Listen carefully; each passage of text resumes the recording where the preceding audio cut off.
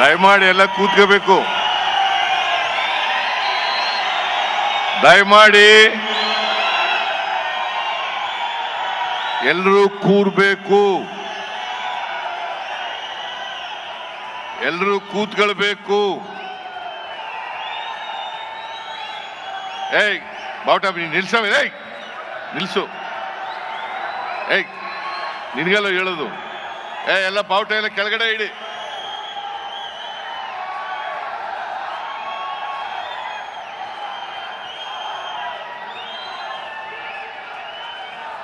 ಅಖಿಲ ಭಾರತ ಕೂತ್ಕೊಳ್ರಿ.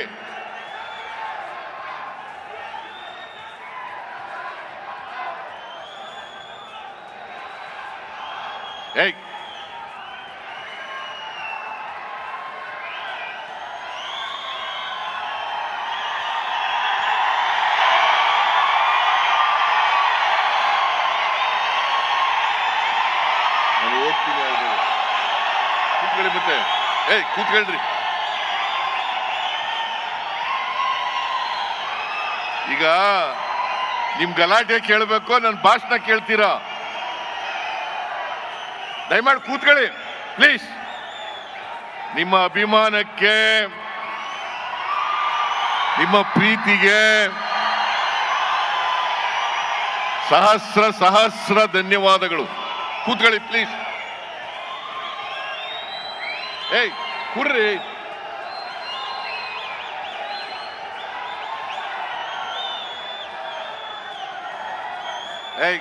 ಬಿಡಪ್ಪ, ಸಾಕ್ ಬಿಡು.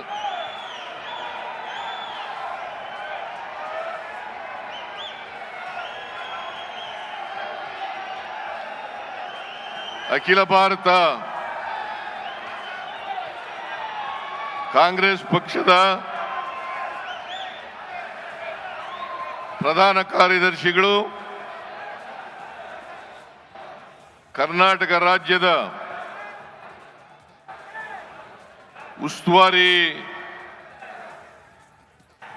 ಉಸ್ತುವಾರಿಗಳು ಆದಂತ ಮಾನ್ಯ ಸುರ್ಜೇವಾಲಾ ಅವರೇ, ಪ್ರದೇಶ ಕಾಂಗ್ರೆಸ್ ಸಮಿತಿಯ ಅಧ್ಯಕ್ಷರು, ರಾಜ್ಯದ ಉಪಮುಖ್ಯಮಂತ್ರಿಗಳು ಆದಂತ ಶ್ರೀ ಡಿ.ಕೆ. ಶಿವಕುಮಾರ್ ಅವರೇ,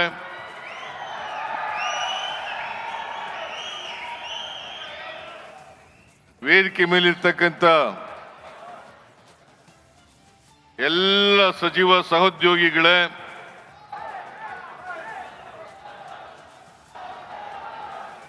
ಶಾಸಕ ಮಿತ್ರರೇ, ಸಂಸತ್ತಿನ ಸದಸ್ಯರುಗಳೇ, ಮಾಜಿ ಶಾಸಕರೇ, ಮಾಜಿ ಸಂಸತ್ ಸದಸ್ಯರುಗಳೇ,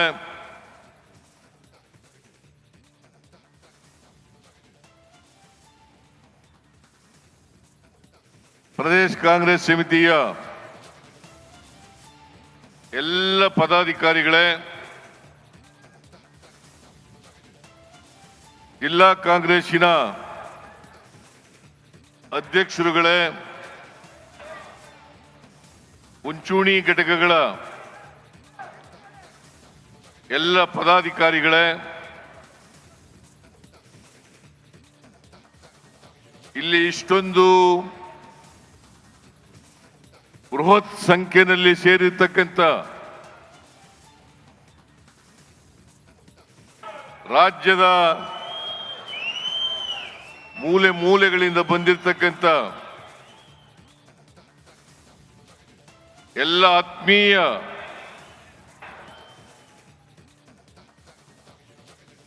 ಕಾರ್ಯಕರ್ತ ಬಂಧುಗಳೇ, ತಾಯಂದಿರೇ, ಎಲ್ಲ ಯುವಕ ಮಿತ್ರರೇ,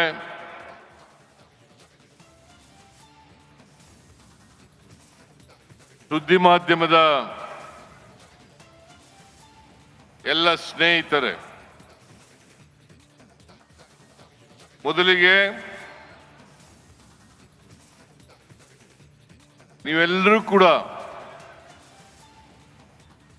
ಬೆಳಿಗ್ಗೆಯಿಂದಲೇ ಮಹಾರಾಜ ಕಾಲೇಜ್ ಮೈದಾನಕ್ಕೆ ಬಂದಿದ್ದೀರಿ. ಲಕ್ಷಾಂತರ ಜನ ಸೇರಿದ್ದೀರಿ. ಇಲ್ಲಿ ಬಹಳ ಅಭಿಮಾನದಿಂದ ಪ್ರೀತಿಯಿಂದ ನೀವೆಲ್ಲರೂ ಕೂಡ ಇಲ್ಲಿ ಜಮಾಯಿಸಿದ್ದೀರಿ. ನೀವೆಲ್ಲರೂ ಕೂಡ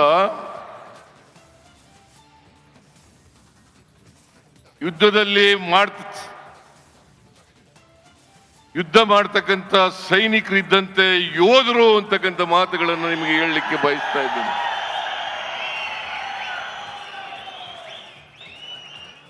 ಪ್ರಜಾಪ್ರಭುತ್ವಕ್ಕೆ ಅಪಾಯ ಬಂದಾಗ, ಸಂವಿಧಾನಕ್ಕೆ ಅಪಾಯ ಬಂದಾಗ ಈ ದೇಶದಲ್ಲಿ ನೀವೆಲ್ಲರೂ ಕೂಡ ಯೋಧರಂತೆ ಹೋರಾಟ ಮಾಡ್ತಿ ಪ್ರಜಾಪ್ರಭುತ್ವವನ್ನ, ಸಂವಿಧಾನವನ್ನ ರಕ್ಷಣೆ ಮಾಡ್ತಕ್ಕಂಥ ಕೆಲಸವನ್ನ ನೀವು ಮಾಡ್ತೀರಿ. ಇದನ್ನ ಸ್ವಾತಂತ್ರ್ಯ ಬಂದರಿಂದಲೂ ಕೂಡ ಇಲ್ಲಿವರೆಗೆ ನೀವೆಲ್ಲರೂ ಕೂಡ ಮಾಡ್ತಾ ಇದ್ದೀರಿ. ಅದಕ್ಕೋಸ್ಕರ ನಿಮ್ಮೆಲ್ಲರಿಗೂ ಕರ್ನಾಟಕದ 7 ಕೋಟಿ ಕನ್ನಡಿಗರಿಗೆ ನನ್ನ ಹೃತ್ಪೂರ್ವಕವಾದಂಥ ಧನ್ಯವಾದಗಳನ್ನು ಈ ಸಂದರ್ಭದಲ್ಲಿ ಹೇಳಲಿಕ್ಕೆ ಬಯಸ್ತಾ ಇದ್ದೇನೆ. ಇವತ್ತು ಕ್ವಿಟ್ ಇಂಡಿಯಾ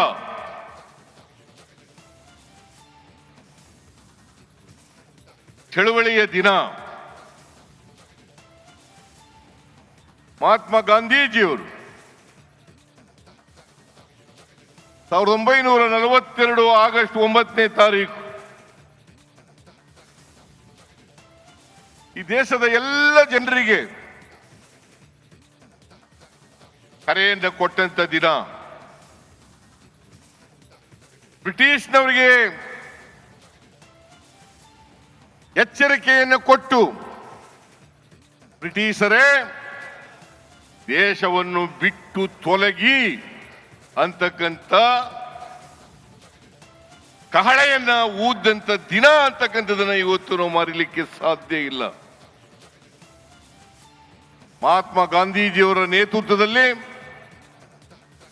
ಈ ದೇಶದಲ್ಲಿ ಸ್ವಾತಂತ್ರ್ಯ ಹೋರಾಟ ಮಾಡಿ ಎಲ್ಲ ಸ್ವಾತಂತ್ರ್ಯ ಯೋಧರು ಕೂಡ ತ್ಯಾಗ ಬಲಿದಾನಗಳನ್ನು ಮಾಡಿ ಸ್ವಾತಂತ್ರ್ಯವನ್ನು ನಮ್ಮೆಲ್ಲರಿಗೂ ಕೂಡ ಲಭಿಸಿಕೊಟ್ರು. ಅಂತಿಮ ಕರೆಯನ್ನು ಮಹಾತ್ಮ ಗಾಂಧೀಜಿಯವರು ಕೊಟ್ಟರು. ಬ್ರಿಟಿಷರೇ ಭಾರತವನ್ನು ಬಿಟ್ಟು ತೊಲಗಿ. ಆ ದಿನ ಇವತ್ತು ಸಮಾವೇಶ ಮಾಡಬೇಕಾದಂತ ಅನಿವಾರ್ಯತೆ ಇದೆ. ನಾನು ಈ ಸಂದರ್ಭದಲ್ಲಿ ಈ ನಾಡಿನ ಎಲ್ಲ ಜನರಿಗೆ, ದೇಶದ ಎಲ್ಲ ಜನರಿಗೆ ಕ್ವಿಟ್ ಇಂಡಿಯಾ ದಿನದ ಶುಭಾಶಯವನ್ನ ಎಲ್ರಿಗೂ ಕೂಡ ಕೋರ್ಲಿಕ್ಕೆ ಬಯಸ್ತಾ ಇದ್ದೇನೆ.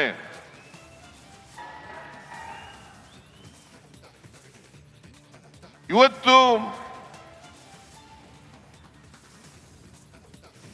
ನಮ್ಮ ನಾಡಿನಲ್ಲಿ ಮತ್ತು ದೇಶದಲ್ಲಿ ಕೋಮುವಾದಿಗಳನ್ನ, ಜಾತಿವಾದಿಗಳನ್ನ,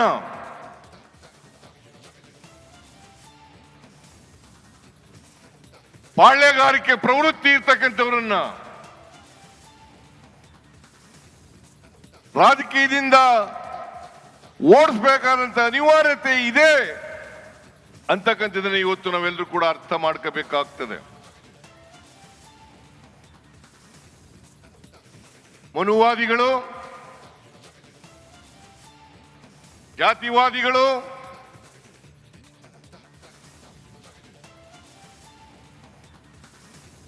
ಹಾಗೂ ಪಾಳ್ಯಗಾರಿಕೆ ಪ್ರವೃತ್ತಿ ಇರ್ತಕ್ಕಂಥವ್ರು ಇವ್ರು ಯಾರು ಕೂಡ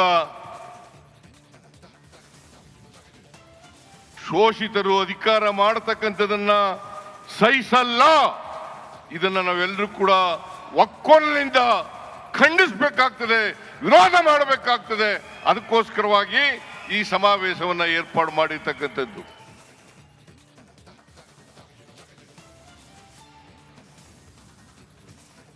ದೇವರಾಜ ಅರಸರವರಿಗೆ ಇದೇ ಗತಿಯಾಯ್ತು,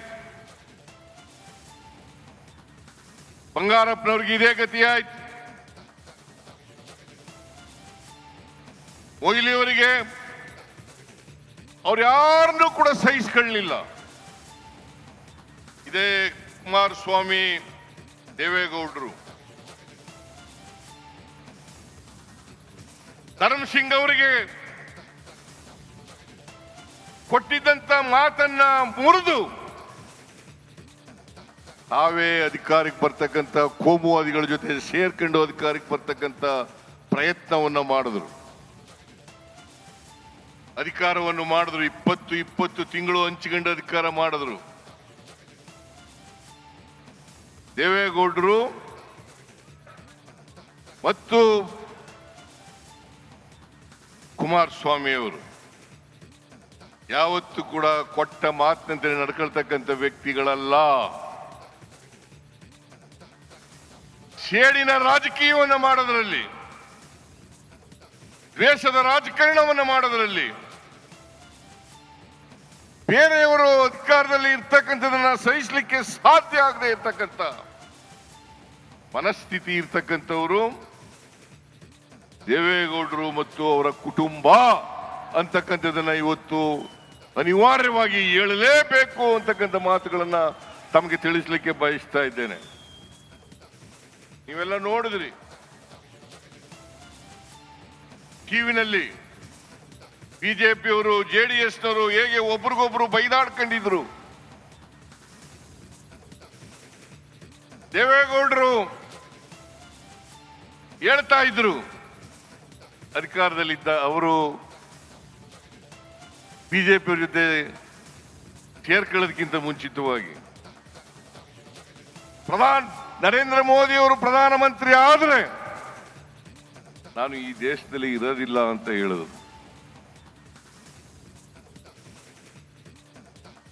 ಈ ದೇಶದಲ್ಲಿ ಇರೋದಿಲ್ಲ ಅಂತ ಹೇಳಿದ್ರು. ಕುಮಾರಸ್ವಾಮಿ ಅವರು ಮುಖ್ಯಮಂತ್ರಿ ಆದಾಗ 2006ನೇ ಇಸ್ವಿನಲ್ಲಿ ಏನಾದರೂ ಬಿಜೆಪಿಯವ್ರ ಜೊತೆ ಕುಮಾರಸ್ವಾಮಿ ಸೇರ್ಕೊಂಡು ಸರ್ಕಾರ ಮಾಡಿದ್ರೆ ನನ್ನ ಎಣದ ಮೇಲೆ ಮಾಡಬೇಕು ಅಂತ ಹೇಳಿದ್ರು. ಎಣದ ಮೇಲೆ ಮಾಡಬೇಕು ಅಂತ ಹೇಳಿದ್ರು. ಈಗ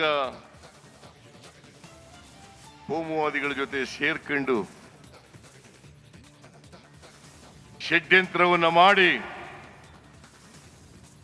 ಕೇಂದ್ರ ಸರ್ಕಾರ ಜೊತೆ ಶಾಮೀಲಾಗಿ ಕರ್ನಾಟಕದ ಬಿಜೆಪಿ ಜೊತೆ ಸೇರ್ಕೊಂಡು ನಮ್ಮ ಸರ್ಕಾರವನ್ನ ದುರ್ಬಲಗೊಳಿಸತಕ್ಕಂತ ದುಷ್ಟ ಪ್ರಯತ್ನವನ್ನ ಮಾಡ್ತಾ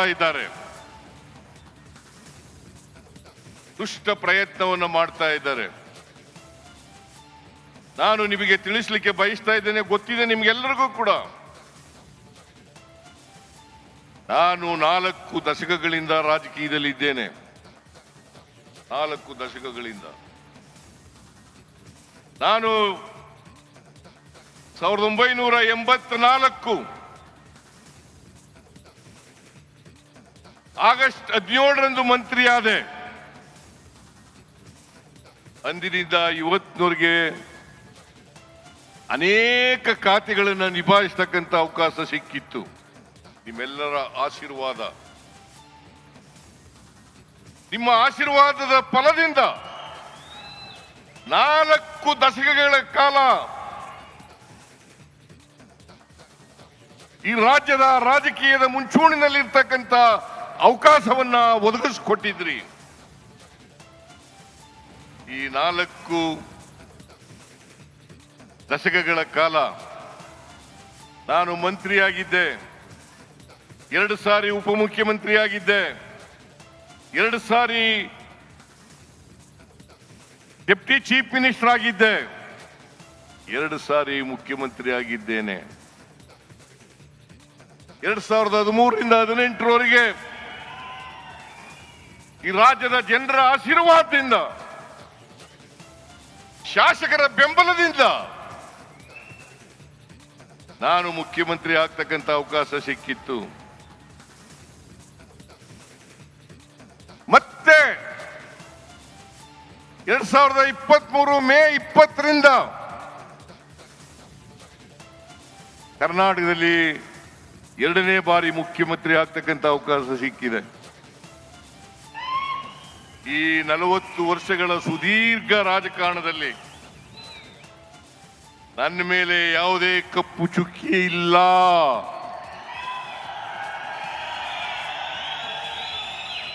ನನ್ನ ರಾಜಕೀಯ ಜೀವನ ತೆರೆದ ಪುಸ್ತಕ. ನಾನು ಇಷ್ಟೆಲ್ಲ ಅಧಿಕಾರ ಸಿಕ್ಕಿದ್ರು ಕೂಡ ನನಗೆ ಆಸ್ತಿ ಮಾಡ್ತಕ್ಕಂಥ ವ್ಯಾಮೋಹ ಬರಲಿಲ್ಲ, ನನ್ನ ಕುಟುಂಬಕ್ಕೆ ಬರಲಿಲ್ಲ.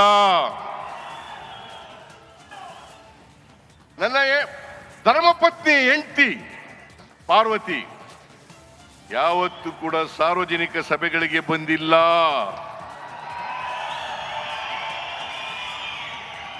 ನಾನು ಮಂತ್ರಿ ಆಗಲಿ ಮುಖ್ಯಮಂತ್ರಿ ಆಗಲಿ ಪ್ರಮಾಣ ವಚನ ಸ್ವೀಕಾರ ಮಾಡತಕ್ಕಂಥ ಸಮಾರಂಭಕ್ಕೂ ಬಂದಿಲ್ಲ. ಬಹುಶಃ ಇಲ್ಲಿ ಕೂತಿರ್ತಕ್ಕಂಥ ಅನೇಕ ಜನರು ನನ್ನ ಹೆಂಡತಿ ಮುಖನೂ ಕೂಡ ನೋಡಿಲ್ಲ.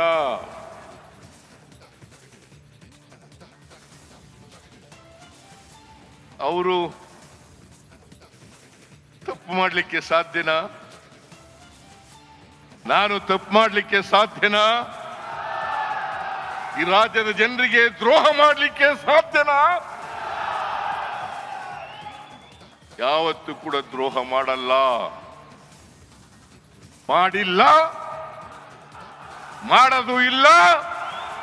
ನಾನು ಎಲ್ಲಿವರೆಗೆ ರಾಜಕೀಯದಲ್ಲಿ ಇರ್ತೀನಿ ಅಲ್ಲಿವರೆಗೆ ಮಾಡಲ್ಲ.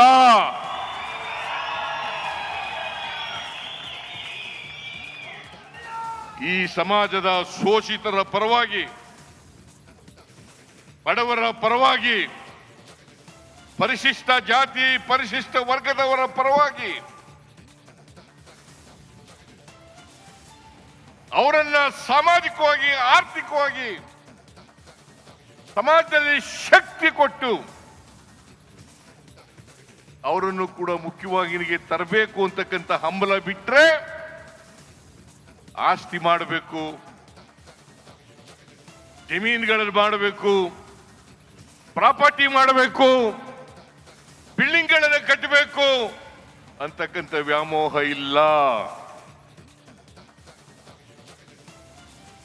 ನಾನು ರಾಜಕೀಯ ಪ್ರಾರಂಭ ಮಾಡಿದ್ದು 0 ಇಂದ.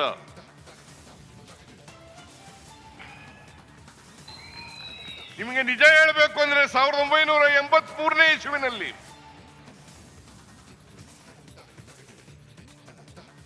ನಾನು ಡಿಪಾಸಿಟ್ ಹಣ ಕಟ್ಟಬೇಕಾದ್ರೆ ನನ್ನ ಹತ್ರ ₹1 ಇರಲಿಲ್ಲ. ನಾನು ಕೋರ್ಟ್ನಲ್ಲಿ ಲಾಯರ್ ಕೆಲಸ ಮಾಡ್ಕೊಂಡಿದ್ದೆ. ಮೈಸೂರು ತಾಲೂಕಿನ ಚಾಮುಂಡೇಶ್ವರಿ ಕ್ಷೇತ್ರದ ಎಲ್ಲ ಜನರು ಬಂದು ನೀವು ಚುನಾವಣೆಗೆ ನಿಲ್ಲೇಬೇಕು ಅಂತ ಹೇಳಿದ್ರು. ನಮ್ಮ ಆಫೀಸ್ ಕ್ಲರ್ಕ್ ಆನಂದ ಇವತ್ತು ಬದುಕಿಲ್ಲ.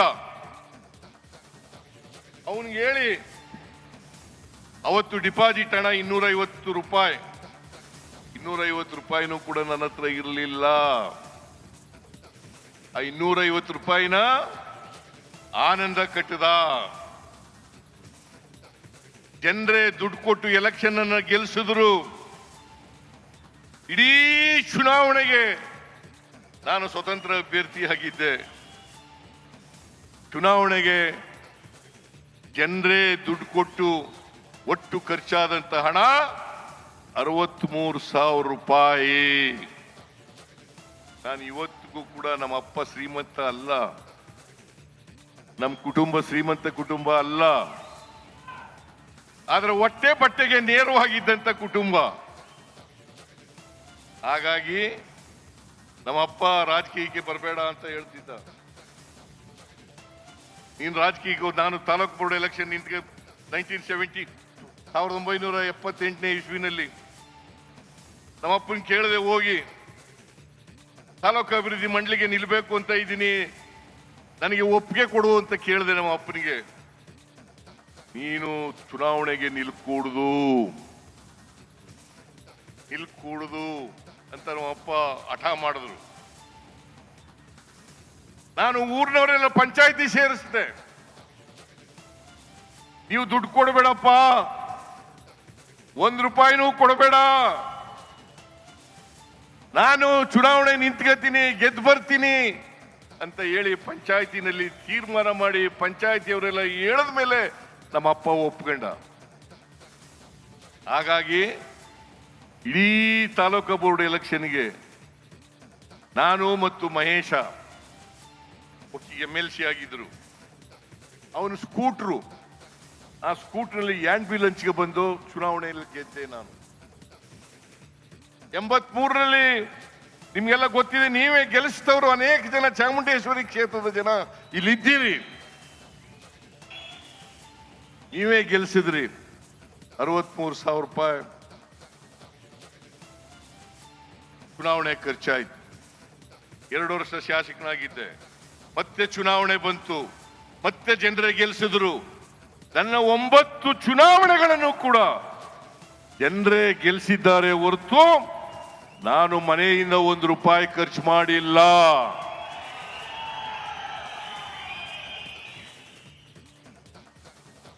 ನಾನು ರಾಜಕೀಯವಾಗಿ ಈ ಸಮಾಜದಲ್ಲಿರ್ತಕ್ಕಂಥ ಬಡವರು, ದಲಿತರು, ಹಿಂದುಳಿದವರು, ಅಲ್ಪಸಂಖ್ಯಾತರು, ಮಹಿಳೆಯರು, ರೈತರು, ಇವರಿಗೆ ನ್ಯಾಯ ಸಿಕ್ಕಬೇಕು ಅಂತೇಳಿ ಹೋರಾಟ ಮಾಡ್ತಾ ಇದ್ದೀನಿ. ನಾನು ಬದುಕಿರೋವರೆಗೂ ಕೂಡ ಹೋರಾಟ ಮಾಡ್ತೀನಿ. ಈ ಬಿಜೆಪಿಯವರು, JDSನವರು ಸೇರ್ಕೊಂಡು ದುರುದ್ದೇಶದಿಂದ ಎಷ್ಟೇ ಪಾದಯಾತ್ರೆ ಮಾಡಿದ್ರು ಕೂಡ ನಾನು ಜಗ್ಗವನಲ್ಲ, ನಾನು ಬಗ್ಗವನು ಅಲ್ಲ.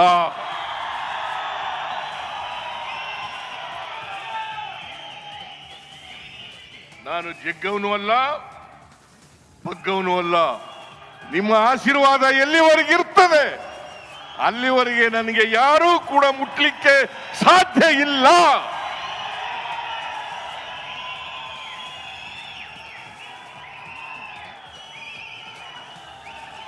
ನಿಮ್ಮ ಆಶೀರ್ವಾದ ಇರೋವರೆಗೆ ನಾನು ಮುಟ್ಟಕ್ಕಾಗುತ್ತಾ? ಈ ಬಿಜೆಪಿಯವರು, JDSನವರು ನನ್ನನ್ನು ಅಲುಗಾಡಿಸ್ಲಿಕ್ಕಾಗುತ್ತಾ? ನಮ್ಮ ಸರ್ಕಾರ ತೆಗೆದಾಕಕ್ಕಾಗುತ್ತಾ? ಯಾಕಂತಂದ್ರೆ ನಾನು 2ನೇ ಸಾರಿ ಮುಖ್ಯಮಂತ್ರಿ ಆಗ್ಬಿಟ್ಟಿದ್ದೀನಿ. ದೇವರಾಜ ಅರಸರವರ ನಂತರ ಸಂಪೂರ್ಣ 5 ವರ್ಷಗಳನ್ನ ಪೂರೈಸಿರ್ತಕ್ಕಂಥ ಯಾರಾದ್ರೂ ಮುಖ್ಯಮಂತ್ರಿ ಇದ್ರೆ ಅದು ಸಿದ್ದರಾಮಯ್ಯ ಅಂತಕ್ಕಂಥದ್ದನ್ನ ಕರ್ನಾಟಕದಲ್ಲಿ ತಿಳ್ಕೋಬೇಕಾಗ್ತದೆ. ಅದಕ್ಕೆ ಹೊಟ್ಟೆ ಉರಿ ಅವರಿಗೆ.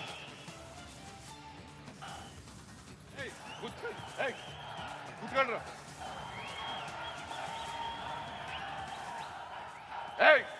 ಕೂತ್ಕೊಂಡ್ರು.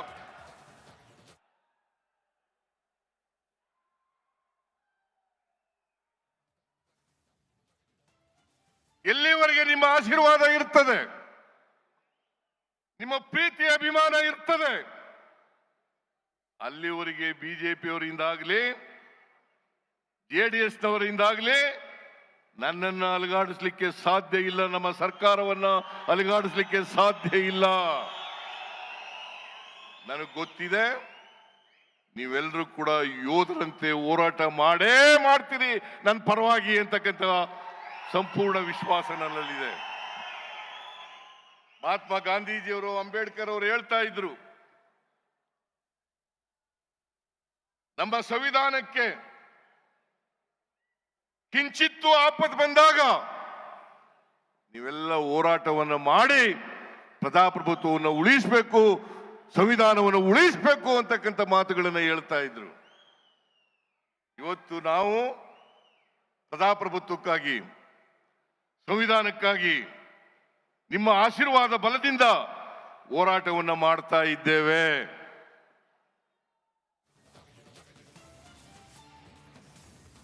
ಈ ಸಾರಿ ವಿಧಾನಸಭೆ ಕರೆದಾಗ ಸುಳ್ಳು ಆರೋಪಗಳನ್ನು ಮಾಡಿ ಮಹರ್ಷಿ ವಾಲ್ಮೀಕಿ ಅಭಿವೃದ್ಧಿ ನಿಗಮದಲ್ಲಿ ಭ್ರಷ್ಟಾಚಾರ ಆಗಿದೆ. ನಾನು ಭ್ರಷ್ಟಾಚಾರ ಆಗಿಲ್ಲ ಅಂತ ಹೇಳಲೇ ಇಲ್ಲ, ಭ್ರಷ್ಟಾಚಾರ ಆಗಿದೆ. ಆದರೆ ವಾಲ್ಮೀಕಿ ಅಭಿವೃದ್ಧಿ ನಿಗಮದಲ್ಲಿ ನಡೆದಿರ್ತಕ್ಕಂಥ ಭ್ರಷ್ಟಾಚಾರಕ್ಕೂ ನಮಗೂ ಸಂಬಂಧ ಇಲ್ಲ. ಫೈನಾನ್ಸ್ ಮಿನಿಸ್ಟರ್ಗೂ ಅದಕ್ಕೂ ಸಂಬಂಧ ಇಲ್ಲ. ನನ್ನನ್ನ ರಾಜಕೀಯವಾಗಿ ತುಳಿಬೇಕು, ಸಿಕ್ಕಿಸ್ಬೇಕು ಅಂತ ಹೇಳಿ ಪ್ರಯತ್ನವನ್ನ, ಕುಟಿಲ ಪ್ರಯತ್ನವನ್ನ ಮಾಡಿದ್ರು. ಇಡೀ ಸದನ 10 ದಿನಗಳ ಕಾಲ ಕರೆದಿದ್ದು ನಾವು, 2 ವಾರ ಬರೀ ಇದೊಂದೇ ಇಶ್ಯೂ ಮೇಲೆ ಚರ್ಚೆ ಆಯಿತು. ಏನು ಸಿಕ್ಲಿಲ್ಲ. ಎಲ್ಲ ಜೆಡಿಎಸ್ನವರು ಮತ್ತು ಬಿಜೆಪಿಯವರು, ನಾವು ಅವ್ರಿಗೆಲ್ಲ ಚರ್ಚೆ ಮಾಡಲಿಕ್ಕೆ ಅವಕಾಶವನ್ನು ಕಲ್ಪಿಸಿಕೊಟ್ಟು ಬಹಳ ದೀರ್ಘಕಾಲ R Ashoka leader of the opposition 2 ದಿನ ಮಾತಾಡಿದ್ರು.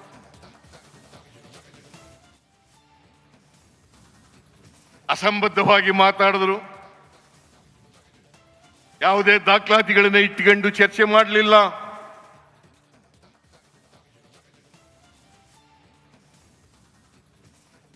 ಇವತ್ತು ಏನಾದ್ರೂ ನಾನು ಕೂಡಲೇ ಈ ವಿಚಾರ ಪ್ರಸ್ತಾಪ ಆದ ತಕ್ಷಣ, ಪತ್ರಿಕೆಯಲ್ಲಿ ಬಂದ ತಕ್ಷಣ SIT ರಚನೆ ಮಾಡಿ ತನಿಖೆ ಮಾಡಲಿಕ್ಕೆ ಪ್ರಾರಂಭ ಮಾಡಿ,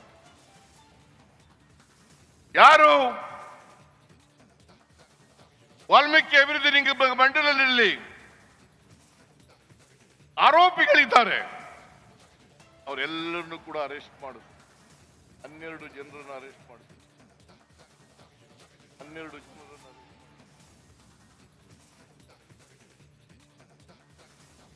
ಸ್ಪೆಷಲ್ ಇನ್ವೆಸ್ಟಿಗೇಷನ್ ಟೀಮ್ ಒಟ್ಟು ವಾಲ್ಮೀಕಿ ಅಭಿವೃದ್ಧಿ ಮಂಡಳಿನಲ್ಲಿ 84,63,00,000 ಭ್ರಷ್ಟಾಚಾರ ಆಗಿರ್ತಕ್ಕಂಥದ್ದು. 84,63,00,000. ಅದು ಅಲ್ಲಿರ್ತಕ್ಕಂಥ ಅಧಿಕಾರಿಗಳು ಮತ್ತೆ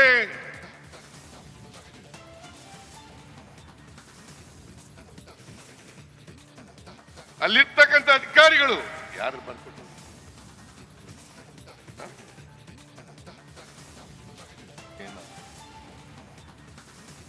ಅಲ್ಲಿರ್ತಕ್ಕಂಥ ಅಧಿಕಾರಿಗಳು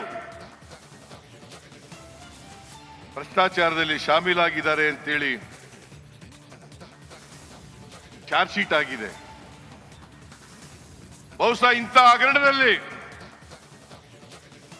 SIT ಪೊಲೀಸ್ನವರು 50 ಕೋಟಿ ರೂಪಾಯಿಗಳನ್ನ ರಿಕವರ್ ಮಾಡಿದ್ದಾರೆ. 50 ಕೋಟಿ ರೂಪಾಯಿಗಳನ್ನ ರಿಕವರ್ ಮಾಡಿದ್ದಾರೆ. 46 ಕೋಟಿ ರೂಪಾಯಿಗಳನ್ನ ಹೈದರಾಬಾದ್ನಲ್ಲಿರ್ತಕ್ಕಂಥ ಸೊಸೈಟಿ, ಆ ಸೊಸೈಟಿಗೆ 46 ಕೋಟಿಗಳನ್ನ ಸೀಜ್ ಮಾಡಿದ್ದಾರೆ. ಈಗ ಚಾರ್ಜ್ ಶೀಟ್ ಕೂಡ ಸಲ್ಲಿಸಿದ್ದಾರೆ. ಈ ಇಡಿಯವರು ಸುವೋಮೋಟೋ ಎಂಟರ್ ಆಗ್ಬಿಟ್ಟಿದ್ದಾರೆ. ಯಾವುದೇ ಎವಿಡೆನ್ಸ್ ಇಲ್ಲ, ಯಾವುದೇ ಸಾಕ್ಷ್ಯ ಇಲ್ಲ. ಆದರೂ ಕೂಡ ನನ್ನನ್ನ ಹೇಗಾದ್ರೂ ಮಾಡಿ ಸಿಕ್ಕಿಸ್ಬೇಕು ಅಂತೇಳಿ ಪ್ರಯತ್ನವನ್ನು ಮಾಡಿದ್ರು. ಅಲ್ಲಿ ಫೈನಾನ್ಸ್ ಡಿಪಾರ್ಟ್ಮೆಂಟ್ನವರು ರೋಲ್ನಲ್ಲಿ ಇಲ್ಲ ಅಂತ ಗೊತ್ತಾದ ಮೇಲೆ ಈಗ ಸುಮ್ಮನಾಗಿದ್ದಾರೆ. ನಾವು ಕೂಡಲೇ ತನಿಖೆ ಮಾಡಿಸಿ ಚಾರ್ಜ್ ಶೀಟ್ ಕೂಡ ಹಾಕಿದ್ದೀವಿ.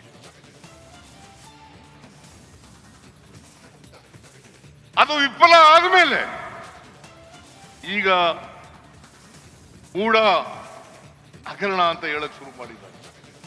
ಅದು ಹಗರಣನೇ ಅಲ್ಲ, ಹಗರಣನೇ ಅಲ್ಲ. ಏಯ್ ಕೂತ್ಕೊಳ್ರಿ, ಕೂತ್ಕೊಳ್ರಿ. ಹಗರಣನೇ ಅಲ್ಲ, ಹಗರಣ ಹಗರಣ ಹಗರಣ ಹಗರಣ ಅಂತೇಳಿ ಬೊಬ್ಬೆ ಇಡ್ಲಿಕ್ಕೆ ಶುರು ಮಾಡಿದ್ದಾರೆ. ಬೊಬ್ಬೆ ಇಡ್ಲಿಕ್ಕೆ ಶುರು ಮಾಡಿದ್ದಾರೆ. ಅಲ್ಲಿ ಯಾವುದೇ ತಪ್ಪು ಮಾಡಿಲ್ಲ, ನನ್ನ ಆದೇಶ ಇಲ್ಲ, ನನ್ನ ಪತ್ರ ಇಲ್ಲ, ನನ್ನ ಸ್ಟೇಟ್ಮೆಂಟ್ ಇಲ್ಲ. ಆದರೂ ಕೂಡ ಸಿದ್ದರಾಮಯ್ಯ ರಾಜೀನಾಮೆ ಕೊಡಬೇಕು, ಸಿದ್ದರಾಮಯ್ಯ ರಾಜೀನಾಮೆ ಕೊಡಬೇಕು. ಯಾರು ಅಶೋಕ, ಯಡಿಯೂರಪ್ಪ, ವಿಜಯೇಂದ್ರ, ಕುಮಾರಸ್ವಾಮಿ, ಇವ್ರಿಗೆ ಯಾವ ನೈತಿಕತೆ ಇದೆ? ಇವರಿಗೆ ನನ್ನ ರಾಜೀನಾಮೆ ಕೇಳ್ತಕ್ಕಂಥ ಯಾವ ನೈತಿಕತೆ ಇದೆ? ಯಡಿಯೂರಪ್ಪನವರು ಅವ್ರಿಗೇನಾದ್ರು ಮಾನ ಮರ್ಯಾದೆ ಇದ್ದಿದ್ರೆ ರಾಜಕೀಯದಿಂದ ನಿವೃತ್ತಿ ಆಗಬೇಕಾಗಿತ್ತು. 82 ವರ್ಷ ಅವರಿಗೆ, 82 ವರ್ಷ ಸೆಕ್ಷುವಲ್ ಹ್ಯಾರಾಸ್ಮೆಂಟ್ ಮಾಡಿ ಪೋಕ್ಸೋ ಕೇಸ್ನಲ್ಲಿ ಸಿಕ್ಕಾಕೊಂಡು ಚಾರ್ಜ್ ಶೀಟ್ ಹಾಕಿದ್ದಾರೆ ಅವ್ರ ಮೇಲೆ. ಪೋಕ್ಸೋ ಕೇಸ್ನಲ್ಲಿ ಸಿಕ್ಕಾಕೊಂಡು ಚಾರ್ಜ್ ಶೀಟ್ ಹಾಕಿದ್ದಾರೆ. ಅವರು ನಮಗೆ ಬುದ್ಧಿವಾದ ಹೇಳೋದು ರಾಜೀನಾಮೆ ಕೊಡಿ, ರಾಜೀನಾಮೆ ಕೊಡಿ, ರಾಜೀನಾಮೆ ಕೊಡಿ. 10ನೇ ತಾರೀಕಿನೊಳಗಡೆ ರಾಜೀನಾಮೆ ಕೊಟ್ಬಿಡ್ಬೇಕು. What moral right he has?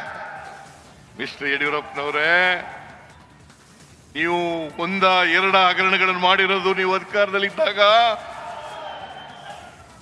ಸುಮಾರು 18-20 ಹಗರಣಗಳಲ್ಲಿ ಸ್ವತಃ ಯಡಿಯೂರಪ್ಪನವರೇ ಪಾಲ್ದಾರರಲ್ಲಿ ಸಿಕ್ಕಾಕೊಂಡಿದ್ದಾರೆ. 18-20 ಹಗರಣಗಳಲ್ಲಿ ಸಿಕ್ಕಾಕೊಂಡಿದ್ದಾರೆ. ವಿಜಯೇಂದ್ರ ಅನೇಕ ಹಗರಣಗಳಲ್ಲಿ ಸಿಕ್ಕಾಕೊಂಡಿದ್ದಾರೆ. ಎಲ್ಲ ನೀವು ನೋಡಿದ್ರಿ ಯತ್ನಾಳ್ ಅವರ ಸ್ಟೇಟ್ಮೆಂಟ್ ಅನ್ನು. ಯಾರು ಹೇಳಿರೋದು? ಯಾರು ಹೇಳಿರೋದು? ಯಾವ ಪಾರ್ಟಿಯವರು? ಅವರು ಬಿಜೆಪಿ ಪಾರ್ಟಿಯವರು. Yatnal senior leader of the BJP party. ಅವರು ಹೇಳ್ತಾರೆ ಯಡಿಯೂರಪ್ಪ ಸಾವಿರಾರು ಕೋಟಿ ರೂಪಾಯಿಗಳನ್ನ, ವಿಜಯೇಂದ್ರ ಸಾವಿರಾರು ಕೋಟಿ ರೂಪಾಯಿಗಳನ್ನ ಹೊಡೆದಿದ್ದಾರೆ ಅಂತೇಳಿ. ವಿಶ್ವನಾಥ್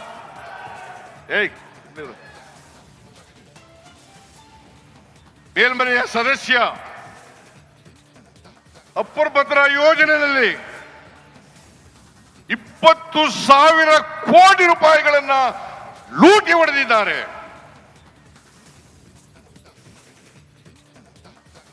ಕುಮಾರಸ್ವಾಮಿ, ನಿಮ್ಗೆ ಯಾವ ನೈತಿಕತೆ ಇದೆಯಲ್ರಿ?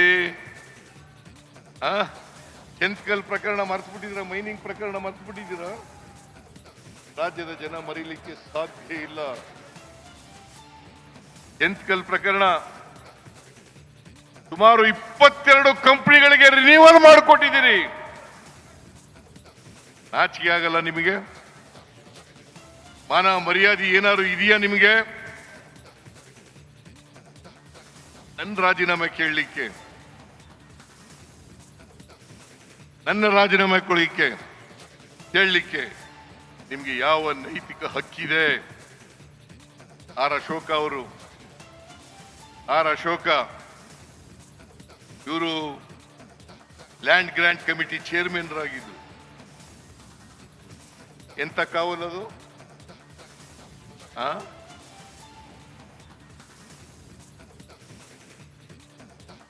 2,500 ಎಕರೆ ಜಮೀನನ್ನ ಹಂಚಿದ್ದಾರೆ.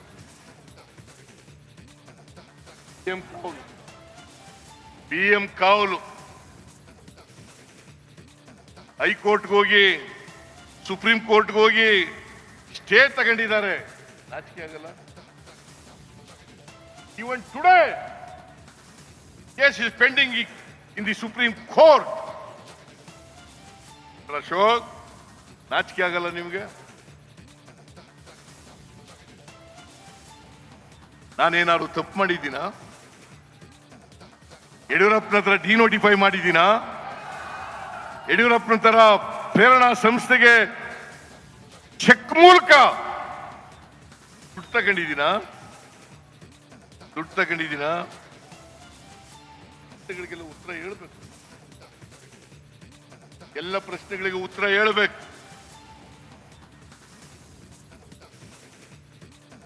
ನಾನು ಯಾವತ್ತೂ ಕೂಡ ದ್ವೇಷದ ಸೇಡಿನ ರಾಜಕಾರಣವನ್ನು ಮಾಡಲಿಲ್ಲ. ಬಹುಶಃ ನಾನು ಮಾಡಿದ್ರೆ ಇವತ್ತಿನ ಪರಿಸ್ಥಿತಿ ಉದ್ಭವ ಆಗ್ತಾ ಇರಲಿಲ್ಲ.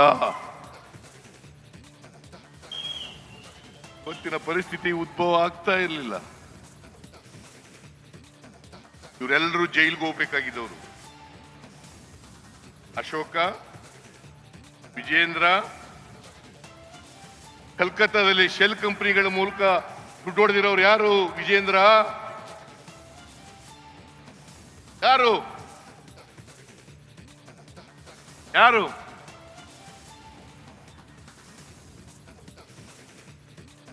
ಇವರು ನನ್ನ ಬಗ್ಗೆ ಮಾತಾಡ್ಲಿಕ್ಕೆ what moral right they have?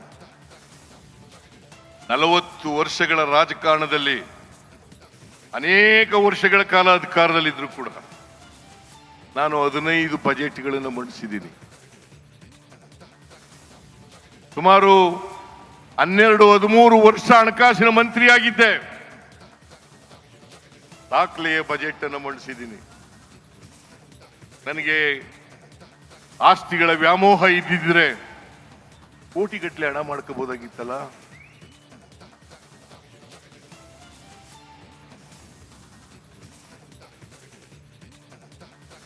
ನಿಜ ಹೇಳ್ಬೇಕು ಅಂದ್ರೆ ಮೊನ್ನೆವರೆಗೆ ನನಗೆ ಮೈಸೂರಿನಲ್ಲಿ ಮನೆ ಇರಲಿಲ್ಲ. ಈಗ ಮನೆ ಕಟ್ತಾ ಇದ್ದೀನಿ. ಹಿಂದೆ 2 ಮನೆ ಕಟ್ಟಿ ಮಾರ್ಬಿಟ್ಟೆ ಸಾಲ ತೀರ್ಸಕ್ಕೋಸ್ಕರ. 2 ಮನೆ ಕಟ್ಟಿ ಮಾರ್ಬಿಟ್ಟೆ. ಮರ್ಚೆಂಟ್ ಕೋಆಪರೇಟಿವ್ ನಲ್ಲಿ ಸಾಲ ಮಾಡ್ಕೊಂಡು ಮನೆ ಕಟ್ಟಿದ್ದೆ. ಮರ್ಚೆಂಟ್ ಕೋಆಪರೇಟಿವ್ ಬ್ಯಾಂಕ್ನವರು ನೋಟಿಸ್ ಕೊಟ್ಬಿಟ್ರು ನನಗೆ. ಅದಕ್ಕೋಸ್ಕರ ವಿಜಯನಗರ ಮನೆ ಮಾರ್ಬಿಟ್ಟೆ. ಈ ಮನೆ ಮಾರಿ 30 ಲಕ್ಷ ಸಾಲ ತಗೊಂಡಿದ್ದೆ. 30 ಲಕ್ಷ ತೀರ್ಸ್ಲಿಕ್ಕೋಸ್ಕರ ಮನೆನೇ ಮಾರ್ಬಿಟ್ಟೆ. ಒಂದು ದಿನ ವಾಸಕ್ಕೆ ಹೋಗ್ಲಿಲ್ಲ. ಇದು ನನ್ನ ಇತಿಹಾಸ. ನಾನು ಚುನಾವಣೆ ಗೆದ್ದದ್ದು 83ರಲ್ಲಿ. ಒಂದು ಬಾಡಿಗೆ ಮನೆ ರೂಮ್ ನಲ್ಲಿ ಇಟ್ಕೊಂಡು ಗೆದ್ದದ್ದು. ಬಾಡಿಗೆ ರೂಮು. ಅಲ್ಲಿಂದಲೇ ಚುನಾವಣೆ ಮಾಡಿದೆ. ಅಲ್ಲಿಂದೇ ಲೋಕಸಭಾ ಚುನಾವಣೆ ಮಾಡಿದೆ. ಅಲ್ಲಿಂದೇ 83ರ ವಿಧಾನಸಭಾ ಚುನಾವಣೆ ಮಾಡಿದೆ. ನಿಮ್ಮೆಲ್ಲರ ಆಶೀರ್ವಾದದಿಂದ ಗೆದ್ದು ಬಂದೆ, ಮಂತ್ರಿಯಾದೆ. ಹೇಳಿ ನನಗೆ, ಈಗ ಕಟ್ತಾ ಇರ್ತಕ್ಕಂಥ ಮನೆ ಬಿಟ್ಟು ಒಂದೇ ಒಂದು ಸೈಟ್ ಇದ್ರೆ ತೋರಿಸ್ಲಿ ನೋಡೋಣ. ನಾನು ಮೈಸೂರು ನಗರದಲ್ಲಿ ಸುಮಾರು 45 ವರ್ಷದಿಂದ ರಾಜಕೀಯದಲ್ಲಿ ಇದ್ದೀನಿ, ವಕೀಲನಾಗಿದ್ದೆ. ತೋರಿಸ್ಲಿ ನೋಡೋಣ.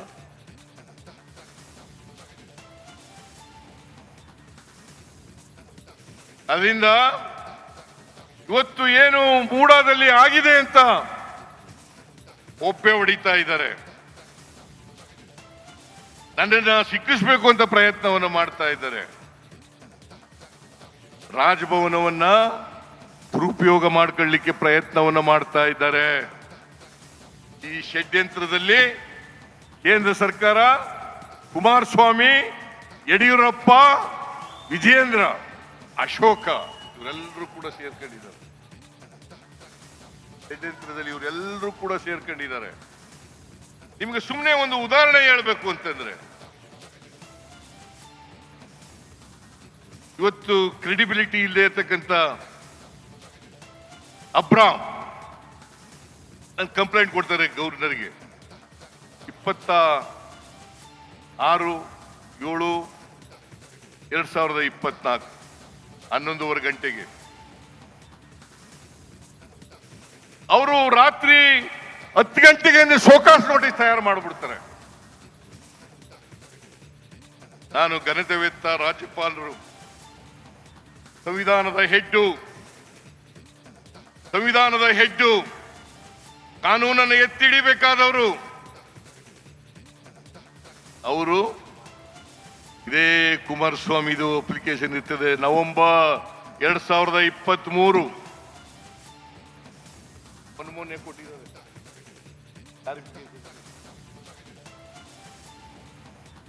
ಮೊನ್ನೆ ಕ್ಲಾರಿಫಿಕೇಶನ್ ಕೇಳಿದ್ದಾರೆ.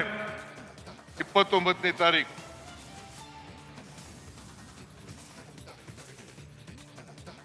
ಜೊಲ್ಲೆ, ಶಶಿಕಲಾ ಜೊಲ್ಲೆ ಅವರು 22ನೇ ಇಸ್ವಿ, ಇವತ್ತಿನವರಿಗೆ ಏನು ಕೇಳಿಲ್ಲ, ಅವರಿಗೆ ನೋಟಿಸ್ ಕೊಟ್ಟಿಲ್ಲ. ನಿರಾಣಿ ಅವ್ರ ಮೇಲೆ ನೋಟಿಸ್ ಕೊಟ್ಟಿಲ್ಲ. ಘನತೆವೆತ್ತ ರಾಜ್ಯಪಾಲರು ನನ್ನ ಕೇಸ್ನಲ್ಲಿ ಬಹಳ ಆತುರವಾಗಿ ಕೊಟ್ಬಿಟ್ಟಿದ್ದಾರಲ್ಲ. ಇದರಲ್ಲಿ ಬೋನೋಫೈಡಿಸ್ ಇದೆಯಾ? ಕಾನೂನು ರೀತಿ ಮಾಡಿದ್ದಾರಾ? ಮಾಡಿಲ್ಲ.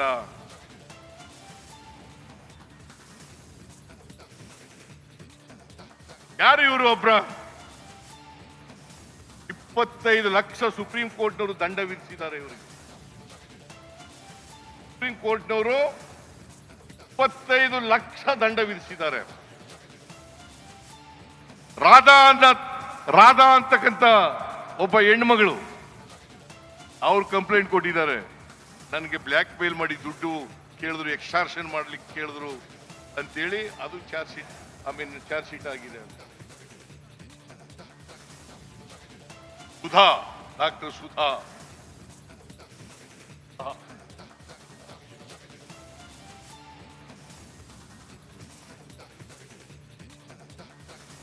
ಇವ್ರ ಕ್ರೆಡಿಬಿಲಿಟಿ ಇದು. ಇವರು ಏನ್ ಬಿಜೆಪಿಯವರು, ಜೆಡಿಎಸ್ನವರು ದೆವ್ವ ಬಂದವ್ರ ರೀತಿ ಏನ್ ಪಾದಯಾತ್ರೆ ಮಾಡ್ತೀವಿ. ಎಲ್ಲಿದೆ ನನ್ನ ತಪ್ಪು? ಎಲ್ಲಿದೆ ನನ್ನ ತಪ್ಪು? ತನ್ವೀರ್ ಸೇಠ್ ಕೂತಿದ್ದಾರೆ, ಇವರು ಕೂಡ ಮೂಡ ಮೆಂಬರ್. ತಪ್ಪ? ನಾನು ಯಾವತ್ತಾರು ನಿಮ್ಗೆ ಫೋನ್ ಮಾಡಿದ್ದೀನ?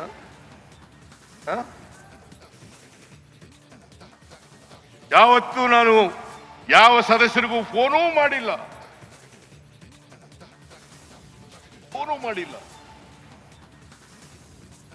2010ರಲ್ಲಿ ದಾನ ಬರ್ಕೊಟ್ಟಾಗ ನನ್ನ ಬಾಂಬೆದ ಯಾರ ಅಧಿಕಾರದಲ್ಲಿದ್ರು?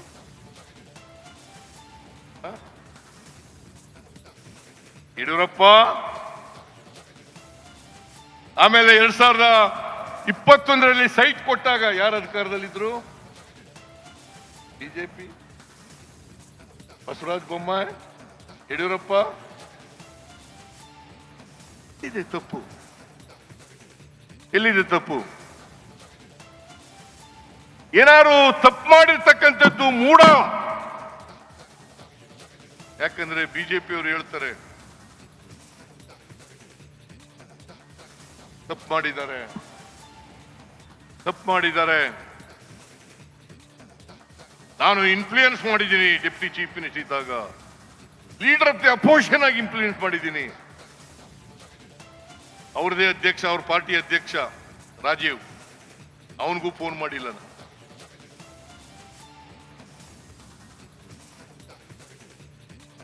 ಯಾರಿಗೂ ಫೋನ್ ಮಾಡದೆ ನಮ್ ಜಮೀನ್ ತಕೊಂಡು ಅವರು ಸೈಟ್ ಮಾಡಿ, ಪಾರ್ಕ್ ಮಾಡಿ, ರಸ್ತೆಗಳು ಮಾಡಿ ಹಂಚ್ಬಿಟ್ಟು, ಸುಂದರಬಾನ್ ಅವರು ಒಬ್ರು ಹಿಂಗೆ ಜಮೀನ್ ಕಳ್ಕೊಂಡ್ರು, ಕೂಡಾದವರು ಸೈಟ್ ಮಾಡಿ, ರಸ್ತೆ ಮಾಡಿ ಹಂಚ್ಬಿಟ್ರು ಅವಳ ಅಯ್ಯಮ್ಮನ ಜಮೀನ್. ಸುಂದರಮ್ಮ ಅವ್ರಿಗೆ 50-50 ಅನುಪಾತದಿಂದ ಸೈಟ್ ತಗೊಳ್ಳಿ ಅಂತ ಹೇಳಿದ್ರು. ಅಯ್ಯಮ್ಮ ಒಪ್ಲಿಲ್ಲ. ಶಿ ವೆಂಟ್ ಟು ದಿ ಹೈಕೋರ್ಟ್ನವ್ರು ಹೇಳಿದ್ರು, ಚೀಮಾರಿ ಹಾಕಿ ಆ ಯಮ್ಮನಿಗೆ ಡೆವಲಪ್ಡ್ ಏರಿಯಾದಲ್ಲಿ 2 ಎಕರೆ 17 ಗುಂಟನೆ ಎಷ್ಟು ನೀವು ತಗೊಂಡಿದ್ದೀರಿ ಅಷ್ಟೇ ಕೊಡಬೇಕು ಅಂತ ಹೇಳಿದ್ದಾರೆ. Land to land. ನಾವು 3 ಎಕರೆ 16 ಗುಂಟೆ, ನನ್ನ ಹೆಂಡತಿ ಕಳ್ಕೊಂಡಿರೋದು. 2014ರಲ್ಲಿ ಹೇಳಿದ್ರು ನನಗೆ ಮೂಡಾದವರು, ನನ್ನ ಹೆಂಡತಿ ಅರ್ಜಿ ಕೊಟ್ಟಾಗ ನಾನು ಹೇಳಿದೆ, ನಾ ಚೀಫ್ ಮಿನಿಸ್ಟರ್ ಅವರಿಗೆ 1 ಗುಂಟೆನೂ ಕೊಡಕೂಡುದು ಅಂತ ಮೂಡಾದವ್ರಿಗೆ ಹೇಳಿದೆ. 2014ರಿಂದ 2021ರವರೆಗೆ ಕೊಡ್ಲಿಲ್ಲ. ಮತ್ತೆ ನಾವು ಇಂಥ ಜಾಗದಲ್ಲಿ ಕೊಡಿ ಅಂತ ಕೇಳಿಲ್ಲ, ಅವರೇ ಕೊಟ್ಟಿದ್ದಾರೆ. ಅಟಾನಮಸ್ ಬಾಡಿ ಅದು. ಮೂಡಾದಲ್ಲಿ ಬೋರ್ಡ್ನಲ್ಲಿ ಬಿಜೆಪಿಯವರು ಇದ್ದಾರೆ, ಜೆಡಿಎಸ್ನವರು ಇದ್ದಾರೆ, ಕಾಂಗ್ರೆಸ್ನವರು ಇದ್ದಾರೆ, ಎಲ್ಲ ಇದ್ದಾರೆ. ಅವರು ಇಂಡಿಯಾ ವಿಸಿಡಮ್ ಕೊಟ್ಟಿದ್ದಾರೆ. ನಮ್ ತಪ್ಪ ಅದು. ನಮ್ಮ 1,48,000 ಚದರಡಿ ನಾವು ಕಳ್ಕೊಂಡಿರೋದು. ನಮಗ್ ಕೊಟ್ಟಿರೋದು 38,284 ಚದರಡಿ, ನಾಟ್ ಇವನ್ 50%. ನಾನು ಹೇಳಿದೆ, ಎಷ್ಟು ಕೊಡ್ತಾರೆ ಅಷ್ಟು ತಗೋಬಿಡು ಅಂತ. ಇದು ಅವರೇ ಕೊಟ್ಟಿರೋದು, ನಾವು ಕೇಳಿದ್ದಲ್ಲ. ಇಂಥ ಕಡೆ ಕೊಡಿ ಅಂತ ಕೇಳಿಲ್ಲ. ಅಲ್ಲಿ ಸೈಟ್ ಇಲ್ಲ ಅಂತೇಳಿ ಬೇರೆ ಕಡೆ ಕೊಟ್ಟಿದ್ದಾರೆ. ಇನ್ನೊಂದು ಆಪಾದನೆ ಮಾಡಕ್ ಶುರು ಮಾಡಿದ್ರು. ಸಿದ್ದರಾಮಯ್ಯ 62 ಕೋಟಿ ಕೇಳ್ಬಿಟ್ಟ. ನಾನು ಹೇಳಿದೆ, ಲ್ಯಾಂಡ್ ಎಕ್ಸ್ಚೇಂಜ್ ಪ್ರಕಾರ 3 ಪಟ್ಟು ಕೊಡ್ಬೇಕಾಗ್ತದಪ್ಪ, ಅಷ್ಟೊಂದು ದುಡ್ಡು ಮೂಡಾದಲ್ಲಿ ಇಲ್ಲ. ಸುಮಾರು ಅದ್ರ ಪ್ರಕಾರ 3% 3 ಟೈಮ್ಸ್ ಕೊಡಬೇಕು ಅಂತಂದ್ರೆ ಜಾಸ್ತಿ ಆಗುತ್ತೆ ದುಡ್ಡು. ಬಡ್ಡಿ ಎಲ್ಲ ಸೇರಿ 60 ಕೋಟಿ ಮೇಲೆ ಹಾಕ್ಬಿಡ್ಬೋದು ಅಂತ ಹೇಳಿದೆ. ಅದನ್ನೇ ತಿರ್ಗಾ ಮುರುಗಿ ಮಾಡಿ ಸಿದ್ದರಾಮಯ್ಯನವರು 67 ಕೋಟಿ ಕೇಳ್ಬಿಟ್ರು. ಸಿದ್ದರಾಮಯ್ಯನವರು 60. ನಾನು ಹೇಳಿದೆ, 62 ಕೋಟಿ ಇಲ್ಲ, ಕಾನೂನು ಪ್ರಕಾರ ಕೊಡಬೇಕಾಗ್ತದೆ ಅಂತ ಹೇಳಿದೆ. ಸೊ ಅದರಲ್ಲಿ ನಮ್ದೇನು ತಪ್ಪಿಲ್ಲ. ನಾನು ಇವ್ರು ಯಾಕೆ ಗೊತ್ತಾ ಪಾದಯಾತ್ರೆ ಮಾಡ್ತಾ ಇರೋದು? ಯಾಕೆ ಗೊತ್ತಾ ಮಾಡ್ತಾ ಇರೋದು? ನಾನು ಬಡವ್ರ ಪರವಾಗಿದ್ದೀನಿ ಅಂತ, ಹಿಂದುಳಿದವ್ರ ಪರವಾಗಿದ್ದೀನಿ ಅಂತ, ದಲಿತರ ಪರವಾಗಿದ್ದೀನಿ ಅಂತ, ಅಲ್ಪಸಂಖ್ಯಾತರ ಪರವಾಗಿದ್ದೀನಿ ಅಂತ. ಬಡವರಿಗೆ 2013ರಿಂದ 2018ರವರೆಗೆ ಅನೇಕ ಬಡವರಿಗೆ ಕಾರ್ಯಕ್ರಮಗಳನ್ನು ಮಾಡೋದು. ಅನ್ನಭಾಗ್ಯ, ಕ್ಷೀರಭಾಗ್ಯ, ಕೃಷಿ ಭಾಗ್ಯ, ಇಂದಿರಾ ಕ್ಯಾಂಟೀನ್, ಮಾತೃಪೂರ್ಣ, ಶೂಭಾಗ್ಯ, ಶಾದಿ ಭಾಗ್ಯ, ಪಶು ಭಾಗ್ಯ, ಹೀಗೆ ಅನೇಕ ಬಡವರಿಗೆ ಅನೇಕ ಕಾರ್ಯಕ್ರಮಗಳನ್ನ, ರೈತರಿಗೆ, ಮಹಿಳೆಯರಿಗೆ ಮಾಡೋದು. ಈಗ 5 ಗ್ಯಾರಂಟಿಗಳನ್ನ ಜಾರಿಗೆ ಕೊಟ್ಬಿಟ್ಟವಲ್ಲ, ಅದು ಬಡವರಿಗೆ ಶಕ್ತಿ ಕೊಡ್ತಕ್ಕಂಥ ಕೆಲಸವನ್ನು ಮಾಡಿದ್ವಲ್ಲ. ಬಡವರು ಎಲ್ಲ ನಮ್ಮ ಜೊತೆ ನಿಂತಿರಲ್ಲ, ಅದನ್ನು ಸಹಿಸ್ಕೊಳಕ್ಕಾಗಲ್ಲ ಇವ್ರ ಕೈನಲ್ಲಿ, ಅದನ್ನು ಸಹಿಸ್ಕೊಳಕ್ಕಾಗಲ್ಲ. ನೀವು ಇವ್ರೇನೇ ದೊಂಬರಾಟ ಆಡ್ರಿ, ನಾನು ಈ ರಾಜ್ಯದ ಜನರಲ್ಲಿ ಮನವಿಯನ್ನು ಮಾಡ್ತೇನೆ, ಕೈ ಮುಗಿದು ಪ್ರಾರ್ಥನೆ ಮಾಡ್ತೇನೆ. ನಿಮ್ಮ ಆಶೀರ್ವಾದ ನಿರಂತರವಾಗಿರಲಿ.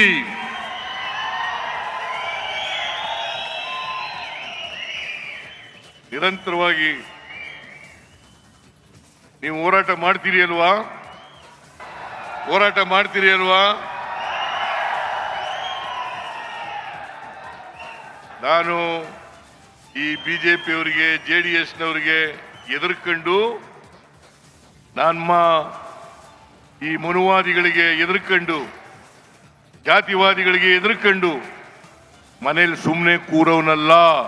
ನಾನು ಬಗ್ಗವನು ಅಲ್ಲ, ನಾನು ಜಗ್ಗವನು ಅಲ್ಲ ಅಂತಕ್ಕಂಥ ಮಾತುಗಳನ್ನ ಹೇಳಿ ನೀವೆಲ್ಲ ಇಷ್ಟೊಂದು ದೊಡ್ಡ ಸಂಖ್ಯೆಯಲ್ಲಿ ಬಂದಿದ್ದೀರಿ. ನೀವೆಲ್ಲರಿಗೂ ಧನ್ಯವಾದಗಳನ್ನು ಹೇಳಿ ಈ ಕಾರ್ಯಕ್ರಮವನ್ನು ಏರ್ಪಾಡು ಮಾಡಿದಂಥ ಮೈಸೂರು ಜಿಲ್ಲೆಯ ಅಧ್ಯಕ್ಷರು, ನಗರದ ಜಿಲ್ಲೆಯ ಅಧ್ಯಕ್ಷರು, ಚಾಮರಾಜನಗರ ಜಿಲ್ಲೆಯ ಅಧ್ಯಕ್ಷರು, ಕೊಡಗು ಜಿಲ್ಲೆಯ ಅಧ್ಯಕ್ಷರು, ಹಾಸನ ಜಿಲ್ಲೆಯ ಅಧ್ಯಕ್ಷರು, ಮಂಡ್ಯ ಜಿಲ್ಲೆಯ ಅಧ್ಯಕ್ಷರು, ಅವರೆಲ್ಲರಿಗೂ ಧನ್ಯವಾದಗಳನ್ನು ಹೇಳಿ ನನ್ನ ಮಾತನ್ನು ಮುಗಿಸ್ತೇನೆ. ನಿಮ್ಮೆಲ್ಲರಿಗೂ ನಮಸ್ಕಾರ, ನಮಸ್ಕಾರ, ನಮಸ್ಕಾರ.